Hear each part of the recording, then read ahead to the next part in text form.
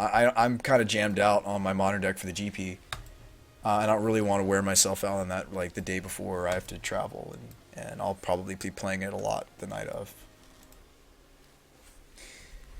We should build more Braid of Fire. What? Ricochet Trap? What? Can you have a look at my deck before you go? Sure, Krolek, link it. I'm sorry I didn't see your comment, friend.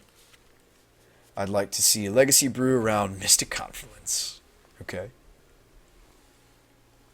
What time did you start the stream? I started it... well, I did the coverage for Card Hoarder at 7 with Chris, so 7:30. So I actually didn't finish that until about 10:30. So we just went straight into this. I'll take a look though. Abzan Control. Control. Ooh. Like Oath. I mean, again, I'm not an expert on Standard, but I mean, I like where this is going. Languish. Okay.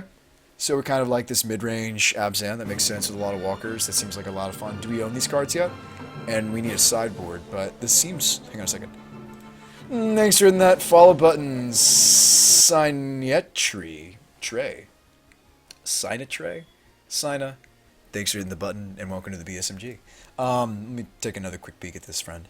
So... Oh man, Abzan Charm is sweet. Okay, so we're like a tokens, planeswalker dot, value dot, they don't have enough answers for all the things that we were doing dot deck. I like it. Yeah, just a sideboard would make me happy. Maybe some hollowed, geez. Moonlight. In the sideboard, maybe some Hand Hate would be cool. Banana says it wasn't even standard. Oh, you're right, it's not. What gave us away? It is the... some of these are standard cards. You're right, it's not. I saw a lot of standard cards, though. You're right, we're not standard here. Yeah, we're not. In Modern, I think I'm a little worried.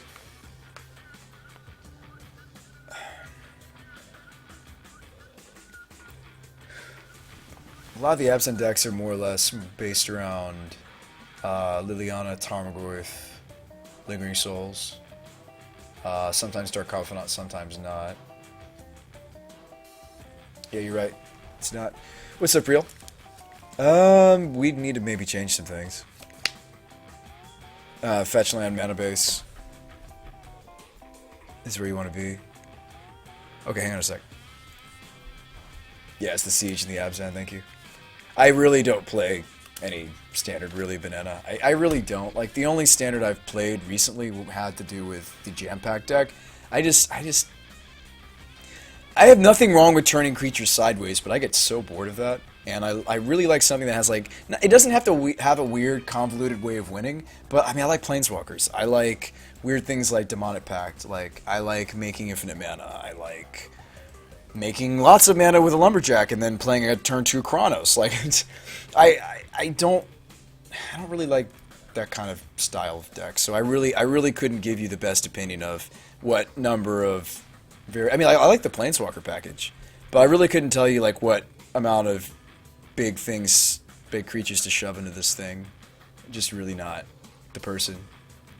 But I appreciate you asking for my opinion. I'm happy to look at decks. I'm just saying this isn't really my style, and I don't know what...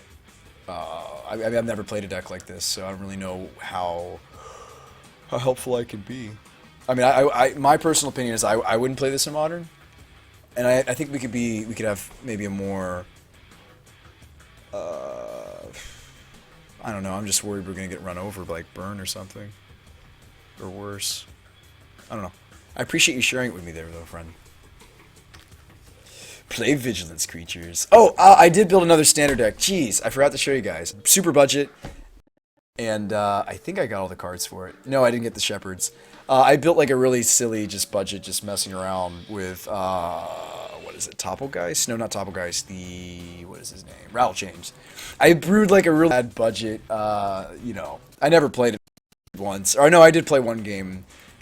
I won that game, but I haven't played it since because I was like, well, that was fun. and now I'm bored. But yes, this one does not turn creatures sideways because it's running Always Watching and a sideboard Ojutai. But I got very bored with this deck very quickly. But it was cheap to get into. I had everything for it except the Watchings, which were like half a ticket. That's not so bad. I had everything else for the deck, except for the commons. So it was fun. This was fun. I legitimately enjoyed myself for one game, and then I just never played it again. So I don't know. Like standard's fine, and there's a lot of like stuff you can do. But like, and this was a really cheap deck to brew outside of like the things I already owned, like the Ojutai, I suppose, and like the mana base. But and it was fun. But like, I only played it once, and then I got bored. I need to get these though. My previous build didn't have the Shepherds, by the way, if you're wondering. It had... What was I running instead of Shepherd? Because I thought this was too cute in the initial build. This is like version 2.0, I guess. Because I want to play Shepherds. I don't even think Shepherd's good, but I just thought it was neat. That's like usually how my prototypes are. Like, I'll play with cards that I think are neat, and then after like the first or second iteration, like you saw that happen with the deck we played tonight, the Modern deck, and you get some Shepherds. The deck will get less cute. Like, I usually start as cute as possible. Like, I usually have the deck start as just, like, not necessarily out there as possible, but, like running some engines that maybe only the deck would be able to run at first. Okay, Spectral Shepherd.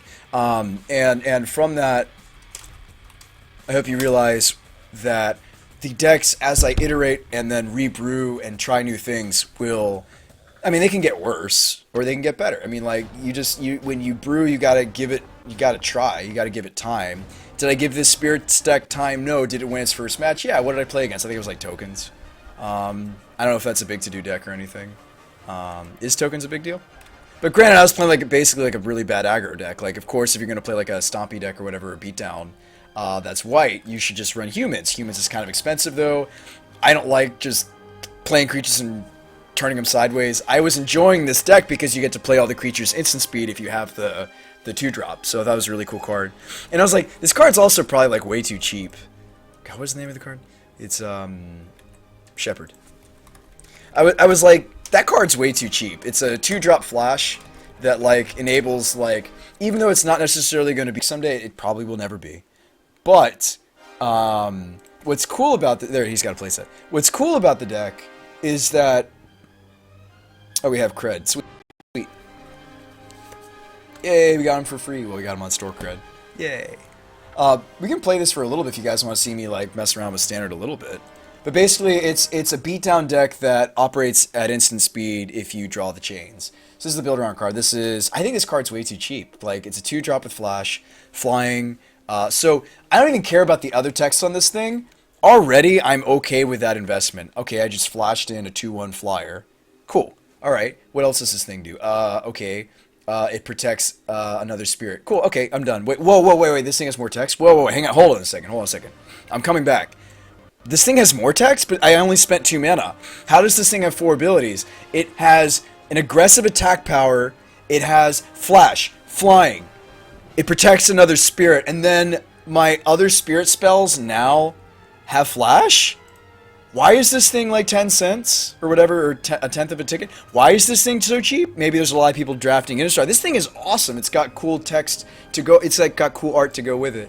And before you ask, because somebody asked me this about the brains. No, I did not buy all of them. I wish. I only have 4. I should have.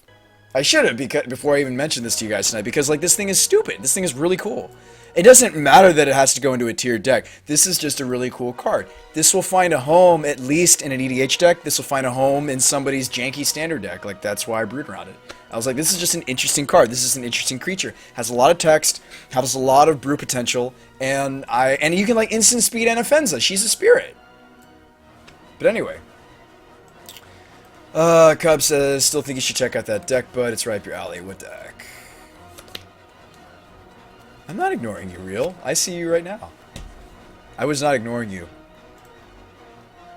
Yeah, Rattle Chains is sick. It's really cool. Again, like, there are very few cards that I get excited about in Standard, and I was like, wait a minute, this has brew potential. I should really not be running the Illuminators, by the way. It's kind of cute with this Bishop guy, but this gives the deck a grind engine. So, like, this gives the deck, like, a late-game grind engine. Shepherd... Gives me some more late game protection. All of these need to go down in some way, shape, or form, and then we run more dudes, more early dudes, or more counter magic, or more removal that I don't own yet. Stone should be main deck. It's a main deckable card. So, I mean, we'll make some changes. I'll figure it out. Maybe I'm supposed to sideboard and always watching because it's much, much, much, much better when we also bring in the Ojutai, I think. We can get away with just 3 in the main. You probably want to be just more threat dense in the main than running this many always watchings. Yes, that makes sense. How's that curve now? Yeah, I mean, it's still a fine curve. Okay. Something like that. I mean, I'll figure it out. Or maybe you just don't run the 4th watching at all. You just run like 2 or 3. Tilling says, well, Brew got me to buy a playset of Brain, so if he persuades another 1,000 people, Brains will start going up. No, Brain is not going to go up until after the GP, and it's not going to be me that breaks it. There is going to be a deck, probably at the GP, that breaks Brain, and it wasn't me. And I tried so hard, and we got really far, and I didn't. We tried everything from Ancestral to Fuse spells to split cards, back to 0 mana spells like Restore Balance, and then back to Ancestral, and then back to Fuse spells, and then back to split cards and back. Somebody's going to break it, and it's going to happen at this next GP, probably, or the next event after. But maybe it wasn't me. But, yeah, if I didn't think the deck was ill-positioned, it maybe could have been us, one of our teammates or myself, to be the first modern Brain deck that maybe does okay. But it's maybe not going to be me. But we'll see. I'm hopeful that there are future events where the Jeskai deck isn't with... I mean, again, I could have tried to brew a different color combination immediately after I saw Pete win the tournament. I could have been like, crap! Use the same color combination. There's going to be a lot of Tron. It's basically like my reaction after I watched it. I was like, sweet! Jeskai won! Oh crap! Jeskai won! And like now, like my brew is a little bit less well-positioned. You're going to be playing Brain at GP Stockholm? Nice. Catch Love wants to see the Bant Company deck? Absolutely. It's modern, just so you're aware. It's not standard. So I'm sure you were asking for standard Bant Company. It's not. It's modern. Sorry. I'm sorry. I'm sorry in advance. It is not for the format you're probably hoping. And it's getting a little bit better. We actually made it already a lot less cute.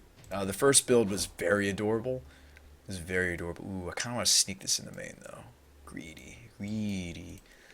Greedy. You want to beat other blue-white-red players. Well, this isn't blue-white-red, but I like to play blue-white-red. Greedy. Yeah, this is cool. I mean, ideally, a lot of these 3-drops are being cast here. Ideally, if you're lucky. If you have the nuts. And then these are like here. That's your late game. I'm sad we took out the other Archangel, but it was for the best. It was definitely for the best. God, that was cute. It was adorable. It was adorable. Nope, don't own any voices. They're also super mega expensive. Ralph, type price voice of resurgence and you will understand why I don't have them. I've gotten to borrow them in the past. We've messed around with voice of resurgence in the past, but I just don't own my own copies. But yeah. We got some spice. It's fun. Potential to... I'm going to stop using the term one... I'm going to say that Mirror Weave is just like a value removal that has some synergies. I don't even think it's not a one-sided sweeper. It could be if you Gavinied first. The only time that this would be a one-sided sweeper is if we got a Gavany activation off first or did a lot of grafting. So, I mean, if we run more graft creatures, this will have more synergy. Not just because there are more creatures that graft, it'll also have more synergy in the deck because I won't have to Gavany first before we Mirror Weave. If we run more graft creatures, graft is a relatively interesting mechanic when it comes to Mirror Weave because the graft creature is technically a 0/0. The only reason it doesn't die is due to what? Due to the fact that it's got 1/1 counters on it. If you were to make all of your opponent's creatures a graft creature, they actually all die. So I think that Plaxcaster is maybe the most playable, and I'm using playable loosely. I'm using that very loosely. But these don't want to be your first land drop, but they can. And I'm using that so loosely right now. Forgive me. But there might be some other graphed creatures we should look into that are collected companyable, and then we would set up for these mirror weaves a little bit better.